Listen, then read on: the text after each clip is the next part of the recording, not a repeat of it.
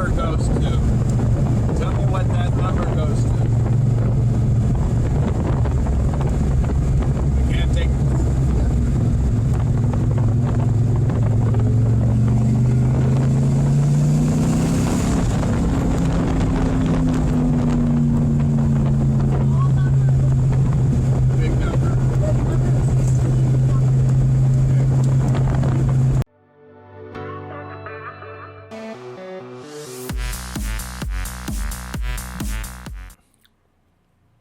Well, adding a second fuel pump didn't fix our problem with lean conditions, so we're putting some big injectors on it.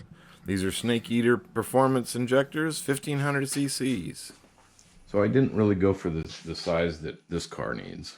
I went for 1500 cc's, which is a bit overkill. The reason that I got those is because I don't know where this project is going.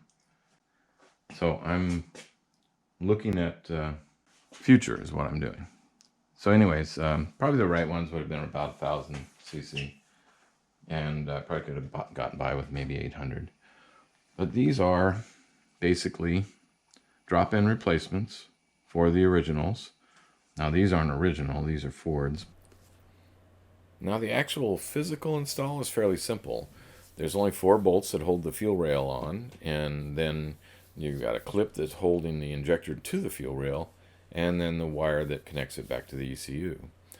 So you want to lube up the O-rings before you put them in, and also make sure that you don't have an old O-ring that's stuck in the connector. So you'll see me doing that with an old screwdriver here in just a second.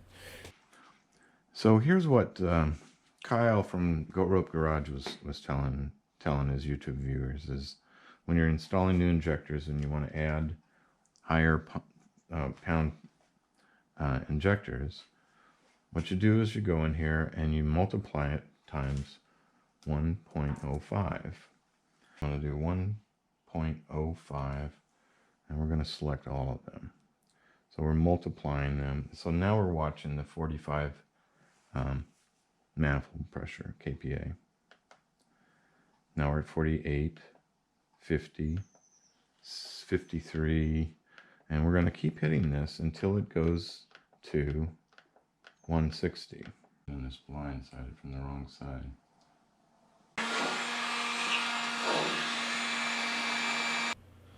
Okay, so now that we have the wire coming from the AEM wideband, we will connect it to the ECU, the car's ECU.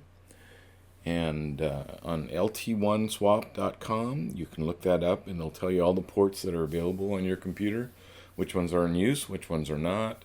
And so I first started to try and do the 45, 46, 47, and did not have any luck with that. So I ended up doing a different set in the red plug. Those were all in the blue. In the red plug, there was a port 14 and a port 64. And those have worked for me. So use what works for you, and make that connection, and you'll be able to scan it into the HP tuner scanner.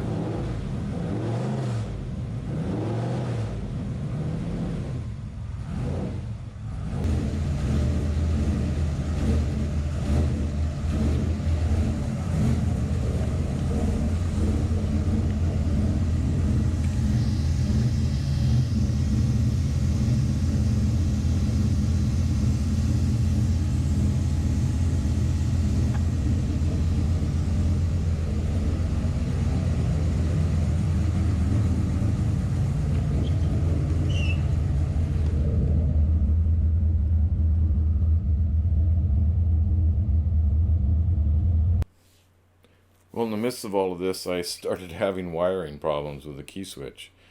And I also had to deal with where to put the other wideband, and I wanted them both together.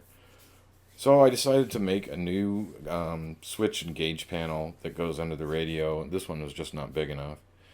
So I made it to bolt to the old one. All I had was flat aluminum, so that works. And So I'll put the switches in there and the 2 wide bands and mount the water pump controller under there. Okay. What a day. This is hard work for an old man. So I think the one main thing that I have left to hook up is the longer line to come up here to the boost controller up here. So let's just see if it starts.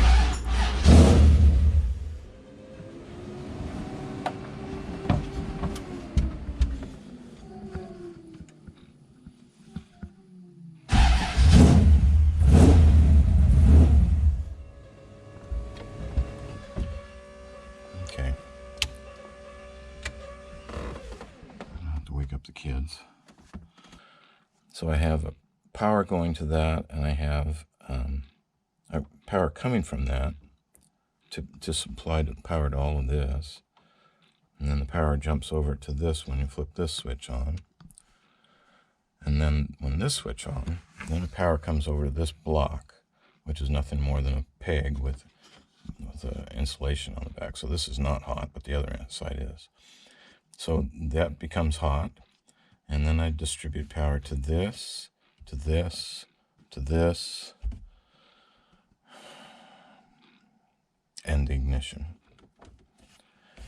And and then it comes back on this red-white wire to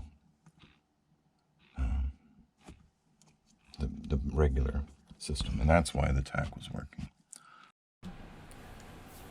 All right, so we got this thing running and starting every time. So what's next? Obviously some tuning. We really need to get this thing dialed in. It's hard to stay in the shop for any amount of time, and it wasn't like that before. So I'm pretty sure that either the fuel pressure or just the tune itself is getting too much gas or unburned gas or something in there. So we'll do some investigation, look at the plugs, and make sure that the valves are adjusted properly, and make sure we don't have some vacuum leaks, because that has been a problem in the past. Anyways, hey, thanks a lot for watching, and join us next time, because we're getting close to putting this thing through the paces. Anyways, talk to you soon. Bye.